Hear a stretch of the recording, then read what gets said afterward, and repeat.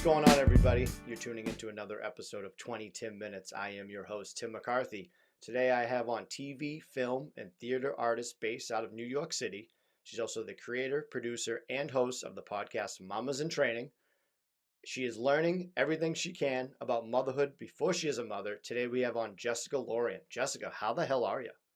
I'm so good. And I feel like I also have to insert there. I'm originally from Boston, so I'm wicked good. Yeah, right. What part of Massachusetts are you from again? Taunton. So Okay, south of Boston, north of yep. Providence. All right. Yeah. Originally from But I Quincy feel here. like there you go. Yeah. I was just going to say, I feel like as our conversation progresses, I might add more and more of my Boston accent because it's gone away. But every single time I talk to someone from home, it comes back. Comes Yeah, back. So we'll see by the end. it's very addictive, especially when you leave the state. If you go on like a totally different state, like far away, people are just like, what? You're Totally. from Yeah. Boston? They think you're like a Yeah. like a low key movie star. You're like, no, I just sound like an idiot at all times. I love it. But yeah, I'm really happy to be here. Thanks so much. Yeah, I'm so glad. You've been a Um, pleasure to like chat with and work with the whole time. And reaching out to you when we initially chatted, I was like, I feel like Tim and I have a cool connection. Maybe it's Boston. I don't know, but I'm just happy that we're here. yeah, I liked our little consultation. Sometimes the consultations, I'm like, man, I should have recorded this. This is probably would have been Yeah, good too. it's true. Um, hmm but tell me a little bit more about the podcast, Mamas in Training. Yeah. So I'm actually coming up on my 100th episode, which is crazy to me, going on 2.5 years. And I started it originally because I can't have children yet. I'm 35. So technically, I will be in the geriatric stage of pregnancy whenever that time comes. So it's been a little challenging for me because I have an autoimmune disease. And because of medication that I've been on, I have not been able to even try to conceive yet. And so I was kind of looking for something positive to take, during this time. And I'm also an actor, and so I'm always looking for ways to be creative and also to be honest to try to control things because with my acting career, you often feel like you can't control things. And then with my autoimmune disease, I was at the mercy of my body and my body healing and doctor's appointments and all of these things. So it was a combination of wanting to learn, wanting to have a positive outlet for everything that I was going through, and then also wanting to be able to feel creative and control something. So it's blossomed into this unbelievable community. And like I said, I'm almost at 100 episodes. By the time this is out, I'll be at 100 episodes. And I've just been inspired by so many moms who have been there. And I think the coolest thing is like we study everything else usually in life, anything that we want to do, even if it's a hobby, we usually study how to do it. But very often when we do become pregnant, we either don't have the luxury and the time to study it because, oops, it just happened, or we study it and work on it because it's a challenge that we're going through. So maybe we're going through infertility or something like that. And then we're forced in kind of a negative mindset to really learn about it. So I'm trying to change the narrative a little bit and study it before I even get to that point. And I encourage anyone out there who is an aspiring mom to do the same. That's perfect to do that because like I interview people like you to learn stuff that I would have no idea about. Like I've done an episode on postpartum depression, PCOS. So like I don't have any kids, don't really plan on having kids, but to learn it Yeah, and try to like share it with somebody in my like demographic of listeners that might have some exactly. questions that are like, I don't get it. Well, and not only that too, but like if you learn about something, maybe you'll have a guy friend who might have a wife that's going through something, not to mention the impact that partners and males, like that the whole pregnancy and birth and postpartum situation has on partners and males and fathers is huge. And so you might even be able to provide some insight to some other of your guy friends or other people that you come across. So So that I think that's really important. yeah, so your podcast is very geared toward women, but obviously you do some points on like fathers to be and what they can deal with. Have you ever talked to anybody that that was focused on the father side? Yeah, I actually have someone coming up. They're going to be in episode 3. We're actually going to be talking in like 2 weeks or a week, I think. Nice. And it's specifically going to be on that, like how we as women or we as the child bearers can support our partners and know really what they're going through and how to support them. Because oftentimes the fathers or the partners can feel like the third wheel. And we might not even realize that we're doing that. So I'm really excited about that conversation. And then the only other males that I've had on is I did a couple of dads, I called it episode, and it was about two dads. And so a homosexual relationship and their kind of processing going through becoming parents and what they had to go through, which was a totally different thing. But any way that you come onto it, I mean, parenthood is a really huge chapter in your life if you're going to dive into it. And it's important to know more. There's like no story is alike, so there's so many different avenues that you probably Oh have to my deal with in gosh. here. How was it coming out with your story? That's not easy to talk about your story and bringing it out to light. So how did you feel about doing that? That's never easy. Yeah, it's funny because I was a little hesitant at first. Like I would kind of touch on it and make little comments on it here and there. But when I did actually first share it, like the tidal wave of like uplifting comments and support and love and generosity was cathartic, and it was healing for me too. And so I was like, well, these people want more of this and it feels really great for me. So I've only shared my actual story on one episode of the show, episode 20, and then I reshared it recently with kind of a little update. Not a little update, a big exciting update. Yeah. But then I share more on my Instagram handle and everything Mamas in Training Pod, kind of more on the frequent as far as where I'm at on my journey. But I expect as I do get off my medication and as I do heal myself and eventually become a mom soon, I expect to kind of share more. And so people can kind of come on the journey with me and see what my experience was like. Isn't it the best feeling when like you say something, you come out with it, and someone's like, "Oh, I'm so glad you said something because I want to talk about it." Like people are very shy and they can't do that. And for us to like dive in the pool and just tell our story, and then people to come out of the woodwork being like, "Thank you that you said something." Like, did you get that early on where someone like reached out and like, "Thank you so much"? Totally. And I think it too, it just opens the door for conversation for what other people have been through too. I mean, and I think that's what makes my podcast so different from other pregnancy and motherhood podcasts is like, I'm not coming at it with, oh, well, I did this when my child was here. I don't have that experience. And so I think it opened the doors for people who have autoimmune diseases and are going through this challenge with pregnancy and motherhood, um, and even other people who might be going through other periods of waiting, whether it's due to infertility or career or whatever it might be. But they definitely started to come out of the woodwork, and it was eye opening to me to hear and know that we could kind of be in this together. That's my little tagline, like we're in this together, Yeah. and that's what it's all about. That's awesome that you're doing that. I always learn about when my friends are pregnant, like over hair stories, and like I didn't know like deli meats was like a bad thing if you're pregnant. There's like all these like things. I'm like, wait, what? Like, cause I'll never like experience that, but like I learned that. So if I see someone out there pregnant, I'm like, don't eat any deli meats. Yeah. They're like, yeah, we know already, pal. like, I love like it. that's what I'm learning. So, Yep. uh, Hey, any little steps, it's important. right, I right. love it. Now talk about that autoimmune disease. Like, what is that like? Can you explain that a little bit further and how that implements with unable to have a child? Yeah, well, it's crazy because I feel like I won't get into all of this, like whether the way that the world and nutrition and fast food and all of this is affecting us, but more than not, I feel like I'm hearing every day of more people suffering with many different types of autoimmune disease. My autoimmune disease in particular started off as just psoriasis, which is just an inflammation of my skin cells, but it completely covered me head to toe. Like you wouldn't even recognize me. And then it evolved through to now what is psoriatic arthritis. And so I developed the arthritis with the psoriasis, which is how they come together. And the arthritis really attacked my ankles, a little bit of my knees, my feet. I couldn't walk. I had to buy a cane. It was completely debilitating, completely stopped my entire career as an actor. Um, and it was heartbreaking because I didn't know what to do. I didn't know where to turn.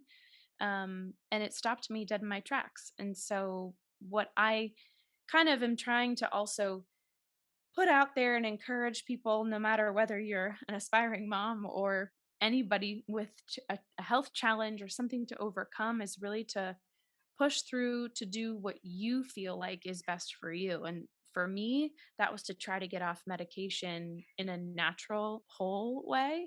So I've been doing that with diet and controlling my stress and all those things. And I'm really excited to say that I actually, this week of recording, which is towards the end of November here, I'm basically as of this week, this Saturday, I will be medication free, which is a huge, huge accomplishment. And it's taken me like a full 2 years since I started to wean myself off. So, yeah. Now, was that a self choice, or was that like you talked to your doctor about that? How was that? Yeah. Well, in order to start a family, I had to be off my medications. And pretty much, if I were to get pregnant while I was on either of the two main medications that I was on, I would need to have an abortion. It was too dangerous for a fetus. And so when that time came, that I was kind of thinking, all right, well, sometime soon in the next few years, I would like to try to have a family. I thought, well, I'll slowly wean myself off. And the way that I decided to do it, because when you talk to most doctors, they're not really going to say anything about diet. And what they just said is, we'll wean you off. And then if you start developing any sort of symptoms, we'll have to put you on something else. And of course, there are some medications out there that are safe for pregnancy, and people have gone through on them, no problem. But I've already had a bad experience with medication in the past. And so I didn't want to take that chance. And so I thought, well, I'm going to take an experiment and I'm going to try to heal myself from the inside out and make my body, my gut, my whole digestive system, everything, because that's where a lot of autoimmune diseases live, is in your gut. And I thought I'll try to make that as strong as it possibly can be, so that as I start to wean myself off of this medication, maybe my body will kind of heal itself.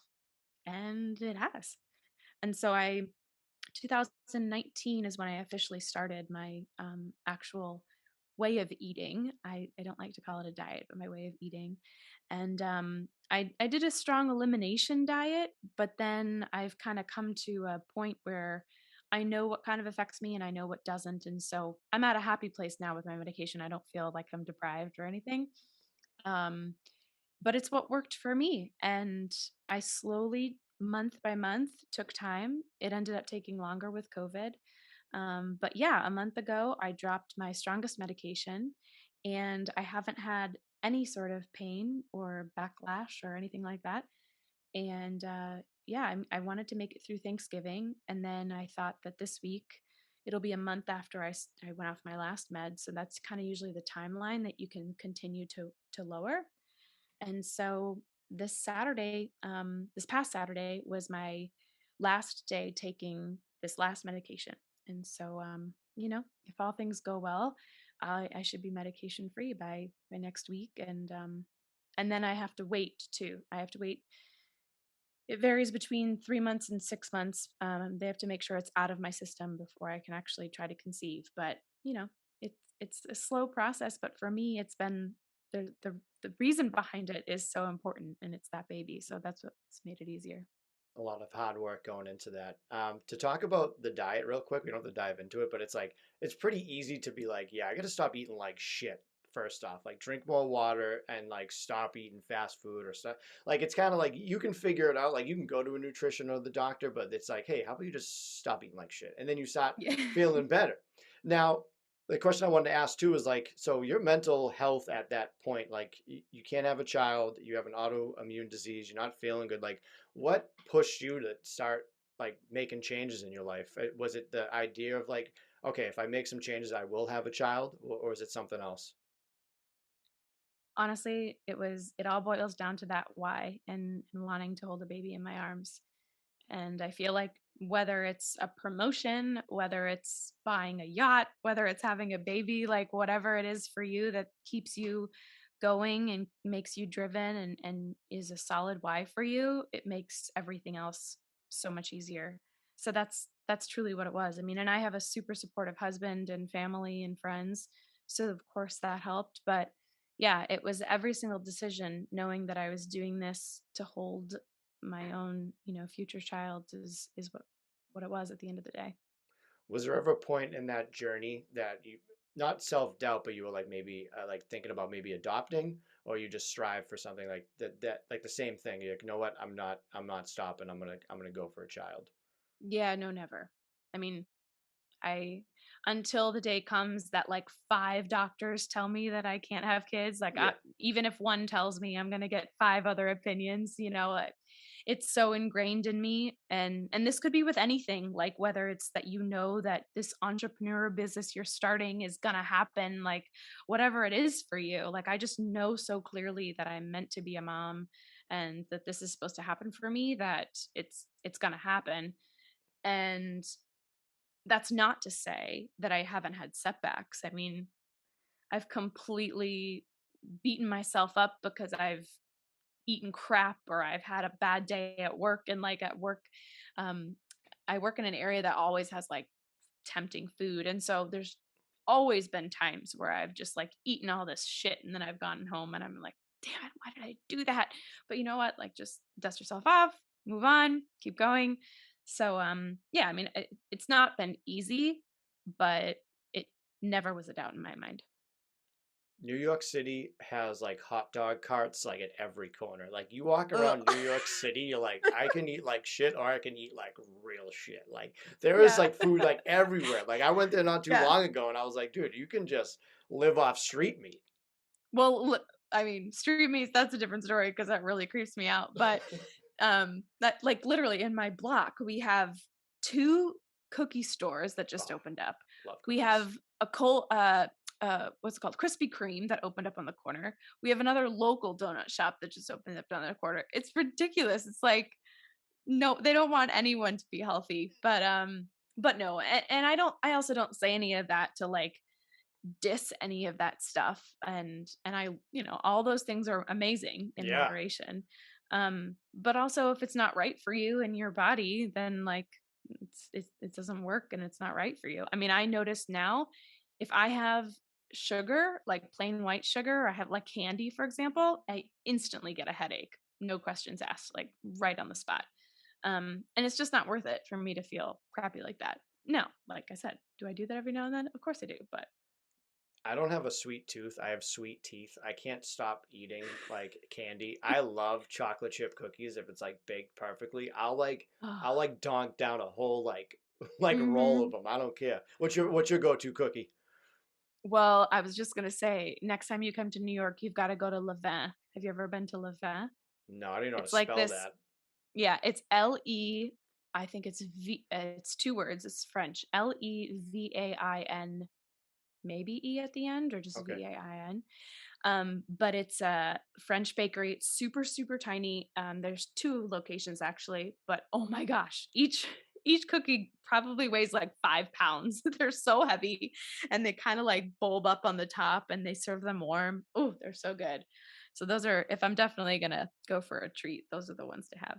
All right. Yeah, definitely send the name of that because I'm not gonna remember, but Yeah, I'm definitely down to go out there. I All right. will. Yeah, they're so good. All right, let's get a little inside scoop now. Is like when you have kids, you have one or the other. What are some names you're working with? Let's hear it. Ugh, I Come on. can't share. I Ah, can't. see, I I was can't trying to get share. it out of you. I knew you No, weren't gonna. I I knew you can't. weren't gonna. So I have, I mean, listen, like I told you, I've been thinking about this for years, Yeah, there's one name actually. I don't have a boy name, so maybe you can help me with that. Tim. But Tim, all right, done. So that's my only boy name. And the girl name that I have is a name that I sort of made up. That's a combination of a couple Mm. important names for me. So no one knows except my husband, and Oh, I can't okay. share, but Oh, I thought I hopefully was gonna get in it the out of you. next, no, sorry. You have like a huge scroll that you point out, just making check marks and fixing it up. That's awesome. Oh man. Exactly. I'll say this, and I always not make fun of my friends for it. I'm like, oh, what are you hoping for? They go, oh, just a healthy baby. I know, like, yeah, we all that, but like, what would you rather, a boy or girl? I'm not gonna ask you that Yeah. question, but I just feel like I always say that. I'm like, deep down, especially the guys. I'm like, deep Yeah. down, you know what you want, but Yeah. you can't say it. Exactly. I mean, I guess I honestly I don't care, but I guess I would only say a girl because that's the only name I'm solid on. So Yeah, but yeah, I mean, I'll be happy with anything. that's fantastic. Now you do TV, film, and theater. Like how do you juggle all that too? Like That seems like a lot of fun. Yeah, it's crazy. It's been a crazy road. So, actually, when I first got diagnosed with my autoimmune disease, was when I was just starting on the national tour of Beauty and the Beast, and I was on the road for 2 years, which was also a whole nother thing and crazy because I had to navigate my medicine and everything on the road, and that was just insane. But yeah, I've done a lot of theater, performed all over the country and regionally and all that stuff. And then I moved into more TV, film, commercial. Um, and it's crazy to juggle it, to be honest. Even with my regular job, day job. And actually, it was crazy because today I got a call back for something tomorrow that I had to navigate schedule wise because I have to work tomorrow. And then they are like, well, and if you book the commercial, you have to fly out to Nashville on Wednesday and you have to be there like Wednesday to Saturday. And so I was like, okay. I mean, and you just roll with it. And so I messaged work and I was like, I don't know if this is going to happen, but if this happens, like, is Right. there a way to work around this? And luckily, I have a really wonderful work situation, and I could probably get someone to cover for me. But I was like, I mean, the performing industry is really one that's just like you roll with the punches. It's ups and downs, and it changes all the time. But you just have to have a positive outlook and be ready for anything, because I might be on a plane in a day and a half. Like you never know. Right, right. Every time I hear Beauty and the Beast, the first thing I say in my head is like, "Don't believe me? Ask the dishes." Like out of my whole like life, I was like, I just keep saying that every time. So if you need someone to say that in the play, then All right, I'll be your guy. What's the sounds toughest? good. What's the toughest one? Like, which one's more stressful to do? Like a filming or like a live action like theater performance? It's totally different. It's so different. Because like with a theater performance, you get the energy of the audience, and an audience is different every single time. Sometimes they're sleeping, sometimes they're so excited. Right. Um, and you're doing the same thing over and over. Like for Beauty and the Beast, I think I did like 500 or 600 performances of it, and so it seems so monotonous, but it's not at the same time. And then with some sort of TV, film, commercial, it's just such a different experience. And, there's no audience other than the crew that's Yeah. there. And it's ignoring them too, because they're like right up in your face and you're trying to do whatever you're trying to do. So it's a total it's hard to say one or the other because it's just a completely different energy, vibe, experience. Yeah, and I appreciate both of them for what they are. Has anything like crazy ever happened during a theater performance after those 500 shows? Because like sometimes Oh you my see some god. stuff like someone falling down, but they like play it off and they get off Oh the my god, stage. no, that happens all the time. No, people's wigs have come off, Oh yeah. people's, like, costumes have just come apart. We actually so in Beauty and the Beast, there's the transformation at the end, Yep. and the Beast transforms into the prince, and there was this unbelievable, like, effect that they did. But more times than you'd imagine, the effect didn't work. And so it would be the highlight and the music is pumping, the Yeah. orchestra's playing, like everyone's so excited. And then all of a sudden it just stops and the lights go black. They have to pull down the curtain and they're like, I'm sorry, there's been a technical difficulty. The Uh, show will resume and blah, blah, blah. But yeah, it was actually a scary moment because the beast has to unpin part of the contraption that he's on in order for things to work, and he couldn't get the pin out. Um, and it was actually a pretty dangerous situation that we were in, and we were all standing in this, the sides of the stage, just watching, like, oh, what's he gonna do? Is he gonna do it? Is he gonna do it? And they had to call it. So yeah, there's stuff like that that happens. Oh my gosh, all the time, and so many things that the audience wouldn't even know that goes wrong. But that's the joy of it, live theater. yeah. If I ever go to one, I want to sit up in like the Abe Lincoln balcony with like the old school like the binoculars on a stick. See up close. Yeah, that'd be sick. I I only been to a couple, I think, like shows like that. I went to like an Evil Dead show, like they did like a live Mm. action Evil Dead in New York. I Well, went to, that's fun. and then my mom growing up, she always loved Miss Saigon. Like she always just wore Oh, this Miss Saigon shirt, and I never like so good. wasn't there like a helicopter involved or something? Yeah. That's all I remember. Yeah. Oh, that show is like insane. Yeah. Yeah. Shout out to It's a Miss little Saigon. dramatic, but, I know nothing about it. I kind of want to keep it oh that my way. god. Oh my god, it's so intense. You should go back and see it sometime and just be like, "Oh my god, it's about way more than a helicopter." Yeah, that's how I know. See, I only know little things like the whole like deli meat thing. Like I only know a little bit Yeah. about Miss Saigon. Like I'll give you a little bit of tips. That's about it. I don't give you the full thing. Alright. I have a I'll educate you, Tim. yes, I'll exactly. educate you That's why on I musical theater and motherhood. yep. Yeah, yes, exactly. That's why I have you on. Who's some of your favorite actors and actresses that you look up to or like study Ugh, up on? I mean, my absolute favorite, um, well, 2, I guess, TV film actors are, Julia Roberts for sure. She's just unreal.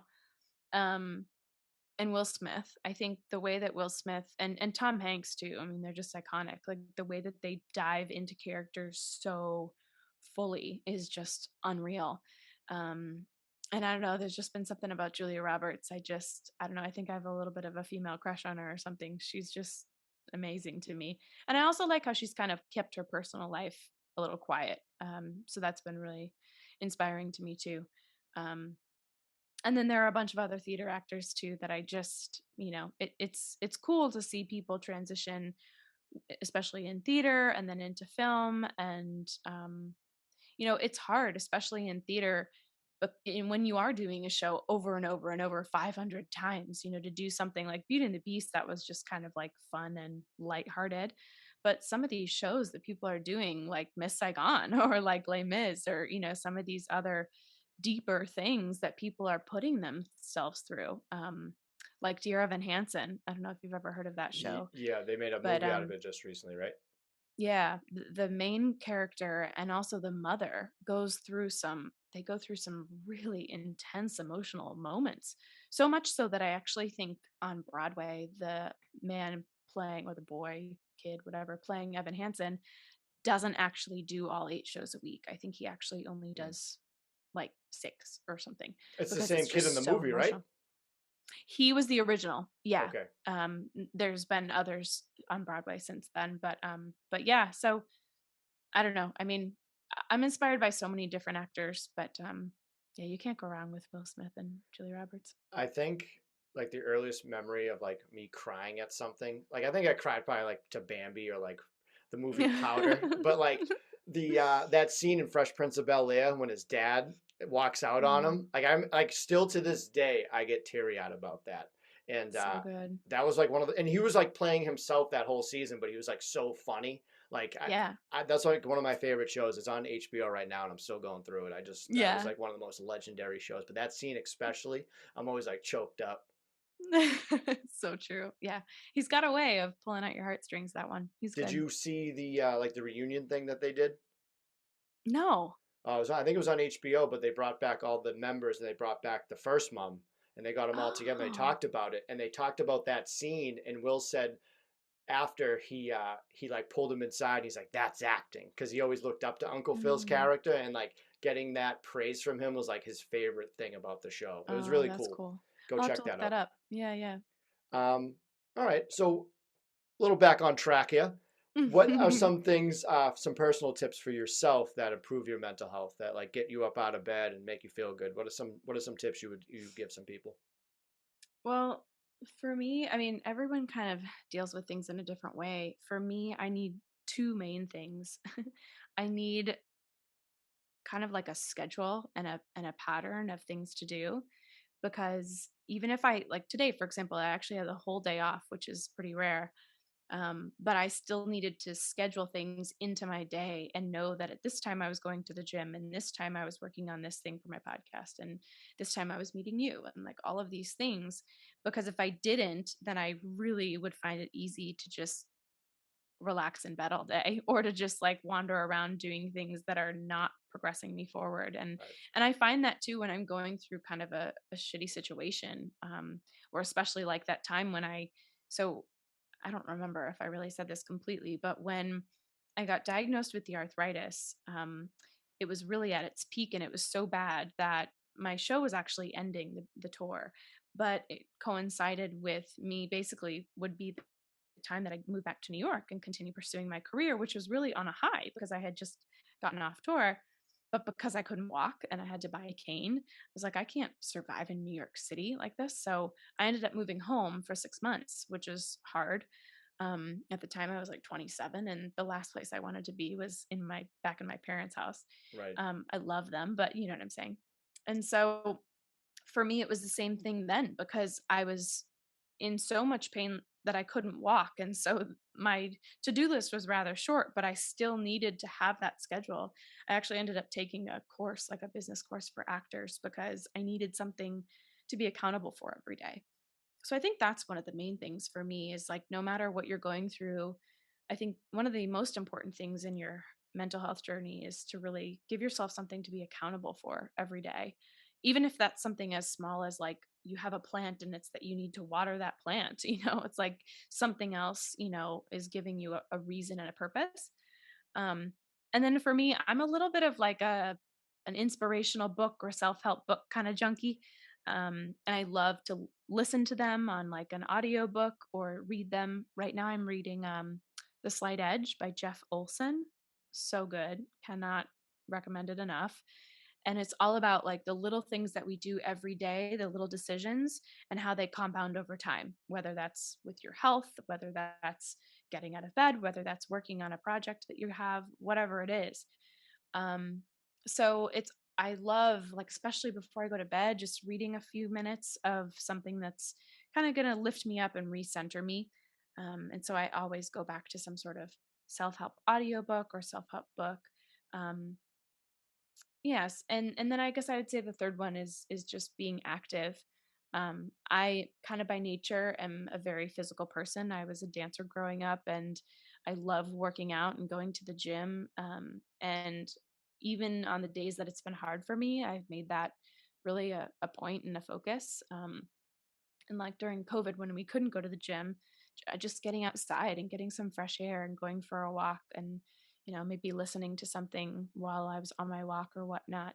But yeah, I'd say moving, feeding your body and your mind with those sort of inspirational, uplifting books or podcasts or whatever, and then giving yourself some sort of schedule or something to be accountable for.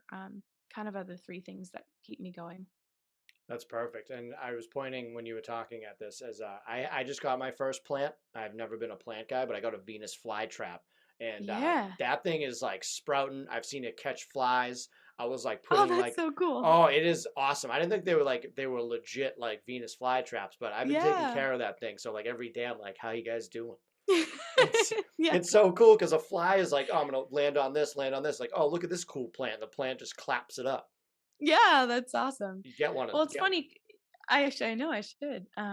It's funny because like it, it seems like such a little thing, but I mean, going really deeper into this, like there are some people that don't understand, what they're here to do and what they're on this earth to do, and that can be a really lonely place. But I think it's kind of setting yourself up for the best situation and giving yourself that support, um, or that job to take care of a Venus fly plant, or do something like that is something just really little that can make a huge difference. I mean, it could be life changing for someone.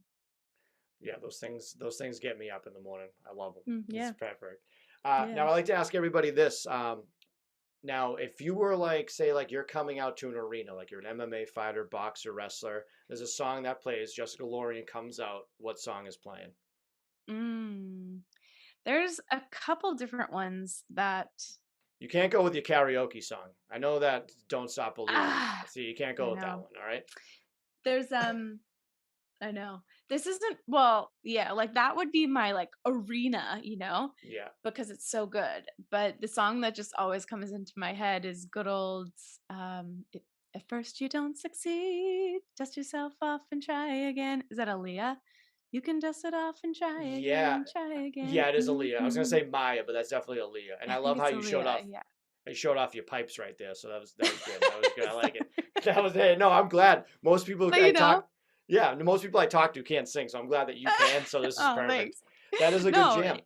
because it's one of those like it's kind of like a thing that goes into my head all the time, and like especially as an actor, as someone who's an entrepreneur, as a podcaster, like you're often feeling like shit, like going through it again, or like Yeah. shit, I didn't get that audition, or I didn't get that callback, or I didn't book that job, or whatever it is. And it's just kind of reminding yourself, like, dust yourself off, keep moving. Yep.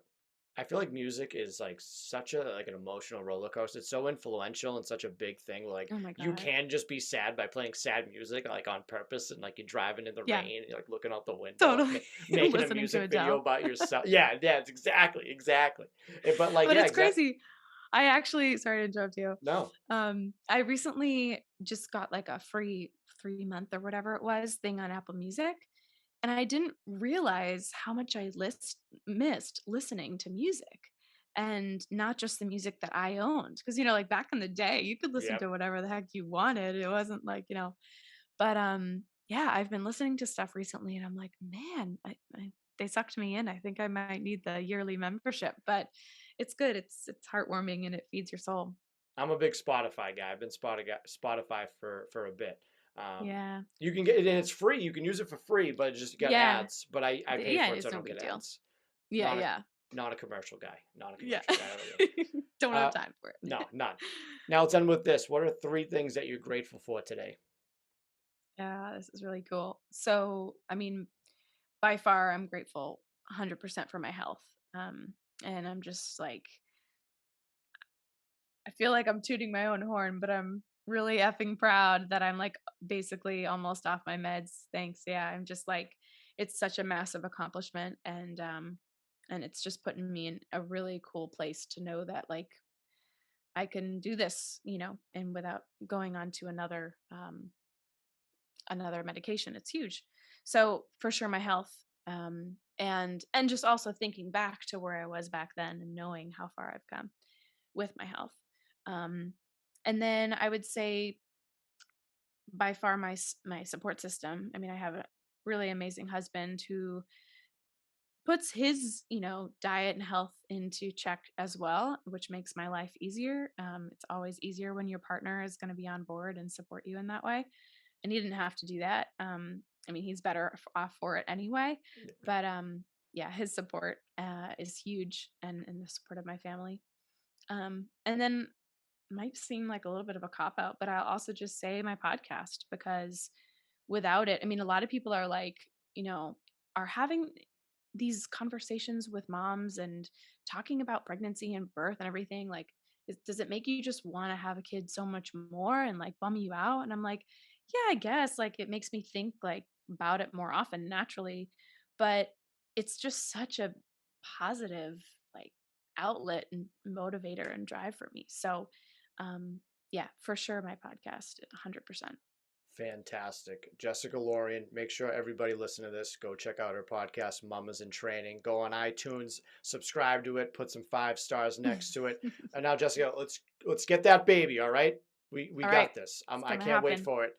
Thank you It's so gonna much happen. for chatting with me today. I had a blast. Thank you. Me too. It's been a pleasure. Bye. Bye. Round 1. Fight! All right, so I do this with all my guests. I play a game of rock, paper, scissors, 2 out of 3. So Right. we're going to play right now to get this started, and you're going to call it. I'll keep my eyes closed, so there's no like cheating on my end, which I don't do. I'm pretty Okay. All right. pretty And straightforward. I call it, you said? Yeah, you got to do the Okay. rock, paper, scissors, shoot. Some people do like 1, 2, then shoot. That's not. We I don't see. do that here. Okay. Okay, here we go. Yep. Ready? Yep. Rock, paper, scissors, shoot. Ooh, Oh, you 1 got me nothing. on 1. 1 nothing. All right, here we go. Yep. Rock, paper, scissors, shoot.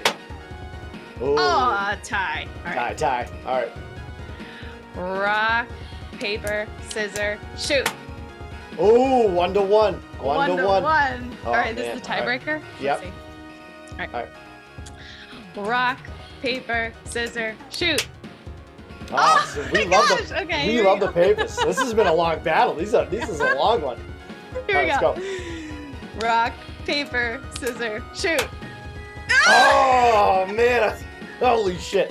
All right. Oh my god, okay. Here we go. Yep. Rock, paper, scissors, shoot. Oh, you got me. I win. should have saved it in my paper. I was going to do paper one more time, and I was like, you know what? She's going to go scissors on this, so I'm going to switch it up last second. Oh, my God. That was like So good. adrenaline rushed. Holy yeah, shit. it's cathartic. I love it. Oh, that's a good one.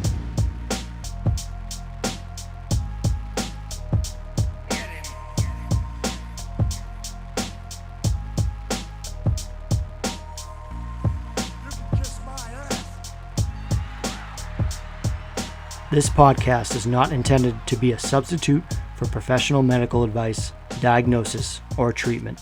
Always seek the advice of your physician or other qualified health provider with any questions you may have regarding a medical condition. If you are feeling suicidal, please dial 911.